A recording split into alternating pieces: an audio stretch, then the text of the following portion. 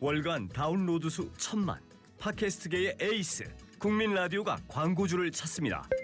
직접 찾아서 선택해 듣는 방송, 청취 몰입도가 높은 방송, 지상파 케이블 광고와 차원이 다릅니다. 부담 없는 가격, 소비자의 열띤 반응, 전혀 다른 광고의 블루오션을 경험해 보십시오.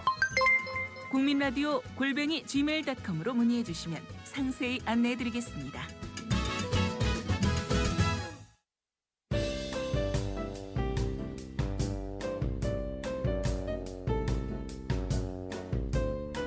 매주 금요일에 여는 영화관입니다. 국민영화관. 다양성 영화만을 상영하는 예술영화 전용관, 영화공간 주한 관장이자 영화평론가이신 이한 관장과 함께 오늘 영화에 대해서 또 자세히 알아보겠습니다. 예, 이한 관장 지금 전화 연결되어 있습니다. 예, 이 관장님 안녕하세요. 예, 안녕하세요. 예, 오늘은 오랜만에 한국 영화 다뤄주신다고요? 예, 그렇습니다. 예, 어떤 영화죠? 한국 영화입니다. 예, 카운터스라는 영화인데요. 예, 한국 영화이지만 출연진은 거의가 일본인이고 배경도 일본입니다. 이 카운터스라는 영화는요. 예, 지금 홍보하기를 리얼 액션 다큐라고 하고 있는데요. 그렇다면 과연 어떤 내용인가? 바로 일본에 혐오 표현을 일삼는 극우 집단이 있었는데 예, 그런 극우 집단이 혐오 표현으로 굉장히 일본 사회에서 혐오와 차별을 조장하는 데 맞서서 일본 최초로 혐오 표현 금지법 제정을 이끈 거의 전설이 된 시민운동 이야기를 다루고 있습니다. 예. 액션 다큐면은 그동안 이 관장님이 소개해 주셨던 영화하고는 분위기가 좀 다를 것 같은데. 예, 예, 그렇다고 할 수 있죠. 그죠? 그동안은 좀 예. 잔잔하고 그런 영화 많이 다뤄주셨는데 이 영화의 전반적인 분위기는 실제로 어떤가요?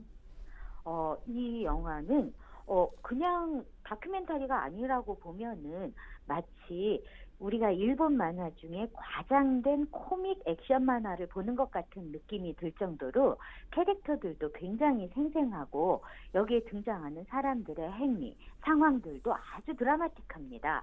그런데 이것이 하나도 연출된 것이 아니라 실화를 바탕으로 한 것이죠. 예. 그러니까 이 영화는 그 2013년에 그 일본 도쿄 한복판에서 한국 음식점도 있고 한류 가게가 밀집된 신오쿠보 한인타운이 있습니다. 예. 여기에 혐오 표현을 일삼는 제트쾌라는 그 일본의 극우 집단이 있는데요. 좋은 한국인도 나쁜 한국인도 모두 죽여라. 조선인을 없애는 일은 해충 구제와 같다. 이런 팻말을 든 제트쾌의 혐한 시위대가 행진을 합니다. 제트쾌라는 것은 제1특권을 용납하지 않는 시민 모임의 약자인데요. 예, 예. 여기에서는 또 반대편에는 차별하지 마라, 함께 살자라는 플랜카드를 들고 이들의 혐오 표현에 대응해서 대항을 하는 그런 집단들이 있습니다. 이들이 물리적인 충돌을 하기도 하고 아니면은 다양한 시위 아이디어로 서로 맞서기도 하는데 그렇게 하면서 2013년에서부터 일본 전역에 아주 극렬하게 혐한 시위가 불 붙듯이 번져나가고 있었을 때 예, 예. 반혐오 운동, 반차별 운동을 펼치는 집단이 생기는데 그 집단이 바로 카운터입니다. 예. 그리고 카운터 회원들을 카운터스라고 하는데 바로 이 영화는 이 카운터스의 활약상을 담은 다큐멘터리이며 양심이 살아있는 일본 시민사회는 과연 어떻게 혐오와 차별을 금지시키게 됐는가를 보게 하는 영화입니다. 예. 상당히 적극적인 사회적 메시지도 담고 있는 것 같은데요. 출연 배우는 대부분 일본 배우인데 감독은 일본인이 아니라 한국의 이이라 감독이에요. 어떤 감독이죠? 네, 그렇습니다. 카운터스는 일본 배경이고 일본인들이 주로 등장을 하고 일본 안에서 극우와 그리고 양심 있는 세력의 충돌을 다루고 있기 때문에 얼핏 보기에는 일본인 감독이 연출한 작품이 아닌가라고 생각할 수도 있는데요. 예. 그게 아니라 바로 이 연출자인 이이라 감독은 이미 울보건투부라는 영화로도 우리에게 잘 알려져 있는 한국인 다큐멘터리 감독입니다. 그런데 이제 이 연출자 이이라 감독은 2000년에 일본으로 유학을 가서 거기에서 다큐멘터리를 공부하기 시작하면서 예. 나이니치라고 얘기하는 제일 한인에 대한 관심을 기울이면서 예. 울보 권투부를 만들었죠. 예. 그런데 그렇게 공부를 하고 다큐멘터리를 만드는 과정에서 노동 문제라든가 소수자 차별 문제라든가 아니면은 굉장히 혐오를 일삼는 일본 극우의 모습이라든가 이런 어두운 이면을 관찰하다가 예. 제일 한인에 대한 일본 정부의 차별과 시민들의 혐한 분위기를 바로 맞닥뜨리게 되면서 이 문제를 어떻게 할 것인가.